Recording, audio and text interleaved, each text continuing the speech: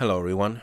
Okay, so very briefly, I want to tell you guys to go over there and subscribe to Mayor of Mgtown's new channel. Mayor of Mgtown was taken down. His channel was removed, censored, and we have to, this is the benefit of having a community, right? There's a lot of people in MGTOW that want to just talk about how, how unique and different they are and how they don't follow anybody. And, when MGTOW isn't this and it's not a community. Well, it is. And this is one of the benefits that having a community brings along with it, right? Now that Mayor of Mgtown's channel has been taken down, we can now essentially broadcast to other members of our community and get people to resubscribe to him in the same numbers that was, that he had before, or at least something approaching that. So, yeah, that's one of the benefits of forming and upkeeping and maintaining a community of people in, a MGTOW community. When one of us gets censored, it's only a matter of time before people rally and get them back to where they were. Also, I want you guys to subscribe to Niko Choski's channel and CS MGTOW's channel. I know I've mentioned them before, but I really think that they're worth checking out. They're relatively new MGTOWs. They've been around for a while, but in comparison to somebody like myself who's been doing this for years now, they're relatively new, but I certainly think that they're definitely worth your time. So please subscribe to them if you haven't already. Now we're going to get to business then. The Trump situation. Megyn Kelly, as you guys know, if you've watched the debate at all, sat up there and quizzed Donald Trump essentially at the beginning of the debate and asked him whether or not he has, misogyny in him or whatever. I believe the actual term was that, he had previously called many women fat or misogynistic names or whatever. And she even mentioned the war on women, right? And how this is going to be perceived and all of that nonsense. And, I'm happy this is happening now. And I really believe that this is just going to increase in frequency. The Republican Party is in the middle of a transitory period, I believe, a period where some concessions are going to have to be made. Those concessions are going to be regarding several wedge issues that I believe that the Republicans at this point have lost and at this point cannot recover from. Those issues are the following. Gay marriage is, as you guys know, now Supreme Court legalized, right? And there's really nothing that you can do.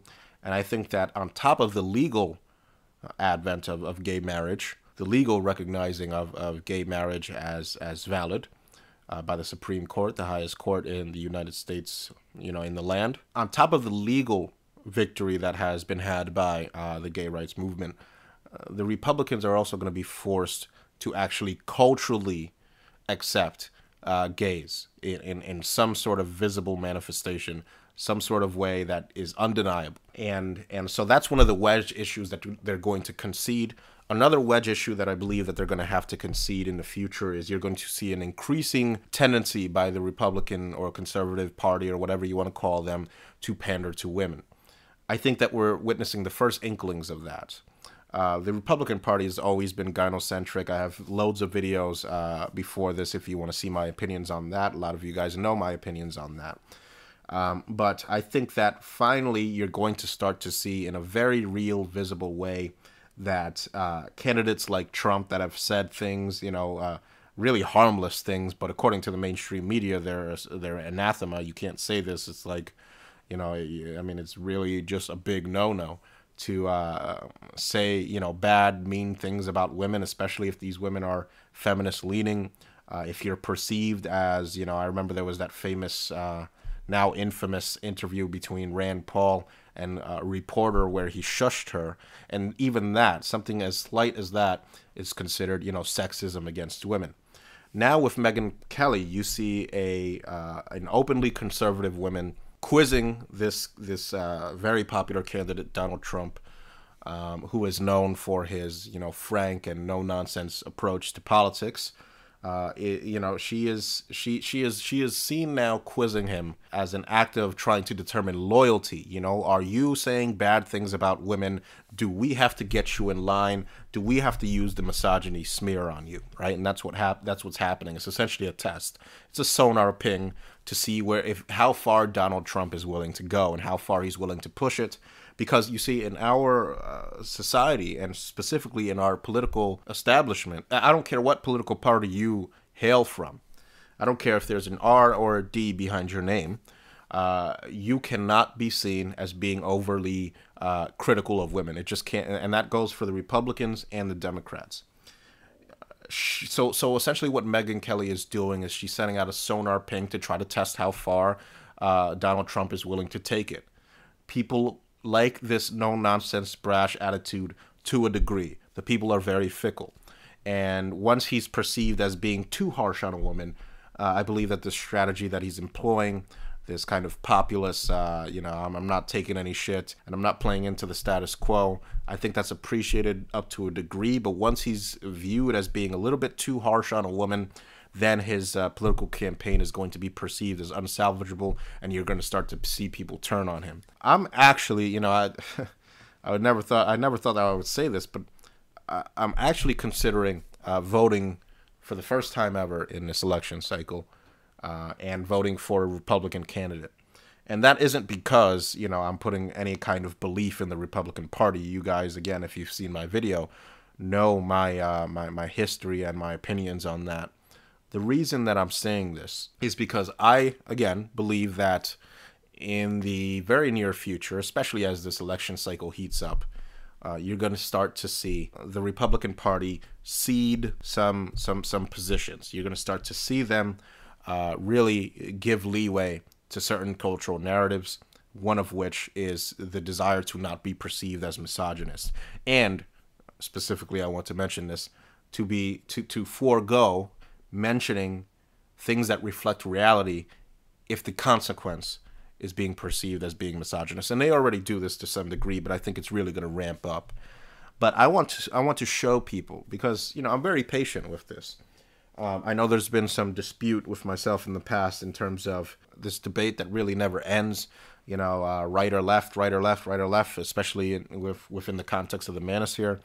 I decided to take a different approach, right? Instead of consistently bickering with these people, I'm just going to wait, and I'm just going to allow the politics to manifest the points that I'm making here. In the next, hopefully, in the next election cycle, we get a Republican candidate, and hopefully he gets even reelected. And there's a good chance that can happen. I mean, Obama is really fraying some edges, so to speak, in the political consciousness. People are tired of 8 years of Obama. And I think that this time around, they most certainly may decide to elect a conservative president of the United States. I want this to happen because I believe that even if it takes the next 2 election cycles to prove it, I believe that ultimately it will be shown that first and foremost, the election of a Republican president, and even if there's a majority, a right-wing majority in Congress or whatever, right? Along with the election of a conservative president, in order to bolster that, the government still isn't going to shrink. There's going to be no noticeable, despite maybe some lip service, but there's going to be no noticeable change in the institutionalized gynocentric privilege that women have in our society. And yes, they have privilege. They have gynocentric privileges in society. There's legal paternal surrender is a perfect example. Women were given the chance, control their parenthood, abortion on demand. You can get abortions for free at Planned Parenthood anytime you want, essentially, anytime it's open. Okay? And yet still, men do not have the right of legal paternal surrender. That is just institutionalized privilege. If the law was being fair, of course they would extend this right to men. The law is not fair. The law is gynocentric, and the law will continue to be so, even if you have a majority conservative political body backing up and bolstering a Republican conservative president. It's not going to change. You're not going to see a change in the size and scope of government. You're not going to see a change in any kind of privileges that women enjoy. You're not going to see anybody contesting reproductive rights for men in either the liberal or Republican political landscape. You're not going to see affirmative action for women removed. You're not going to see child support laws changed. You're not going to see domestic violence laws changed in any meaningful way. At best, and I think this is even worse than liberals, which are openly hostile and say so, at best, you'll get an occasional candidate or or maybe even the Republican president might say that, pay lip service to some male cause, right? But in the long run, no, it's not going to change. And I'm willing to wait 8 years to prove that. So, again, my strategy is to just let the politics unfold, and you will clearly see going into the future that, no real progress is going to be made in terms of men's issues that's going to come from a political office or a government or politician or what have you. And on top of that, that no politician is going to, limit government in order to ease the burden that big government places on men in any way. Not a liberal, of course, not a liberal, and also, though, not a Republican. That's all that I have to say, gentlemen. I do want to let you guys know that my podcast has been changed. I've decided to now host the podcast directly through my site, and I've renamed it, and it's in a different iTunes link, the Shedding of the Ego podcast. There's going to be a link in the description box to that if you want to check that out. Other than that, gentlemen, I have a horrible, horrible toothache, and so I haven't been able to really concentrate on content. I have a date with the dentist very soon, and hopefully I don't have this throbbing pain in my jaw or whatever. It sucks, but after that you should see a lot more content. Thank you for listening.